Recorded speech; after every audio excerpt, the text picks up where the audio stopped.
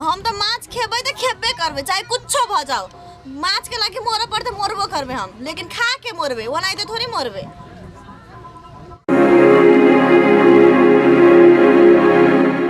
Buzzer खसवा Tungi वाला के कहे छै क्या दिन से माछ खाला मन लगले, माछ खाला मन लगले, माछ है नहीं आइन दे। हम बचबे न करबे, आप कुछ करबो नहीं करबे, काम धंधा बनाते पड़ल रहते। हमरा आइन के देते तब मात्र कुछ करबे, नहीं आइन के देते तो हम कुछो नहीं करे वाला छिए। हम तो माछ खेबे तो खेबे करबे चाहे कुछो भ जाओ। माछ के लाके मोरे पड़ते मोरबो करबे हम, लेकिन खा के मोरबे वो नहीं तो थोड़ी मोरबे। की बात है ना केला हां बैठल छिए? नहीं बाजू हमरा जाने कह देलिए। फिर कहै छै नहीं बाजू हमरा जाने कह दै छी। हां यो ओतबो नहीं बुझै छै, ओते दिन से हमरा माछ खाना मन लगल है। कहियो जे कभी हां हमर घरवाली के माछ खाना मन लगल है, हम आइन के दै छी से कहियो ने ना।